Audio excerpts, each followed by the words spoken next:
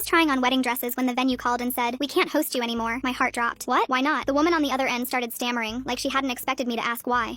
We just can't. I'm sorry. Beat. She hung up. I called back 3 times. No answer. I was just about to call my husband about it when the woman in the bridal store came up to me. "Take that off," she said with no warning, pointing at the dress I was trying on. "Wait, why? I was just about to pay you for it. Take it off. We're closing." I checked the time. It was 1 p.m. She continued, "Please leave." I drove home in a daze with a million things going through my mind. Why was this happening? Was someone actually trying to sabotage my wedding? But who? My fiance held me that night and told me we'd figure it out, and I believed him. But then, 2 days later, the caterer called. Same thing. "We can't do your event anymore." No real explanation, just awkward stammering and then silence. By the end of that week, the florist had backed out, then the photographer. Every single vendor we'd booked was suddenly unavailable, and none of them could give me a straight answer why. I started to feel like I was losing my mind. I wish I knew that the whole time it was just one person who was out to get me. But that's when I called the photographer one more time, begging for an explanation. "Please," I started. "I have no idea what's going on." What she said next changed everything. She said, "I'm sorry, but a woman called and told me you had a reputation for being some sort of scammer, that this was your 4th wedding, and they've all been fake because you're using it as a disguise for some scamming scheme you have going on." I froze. "What woman?" She went quiet.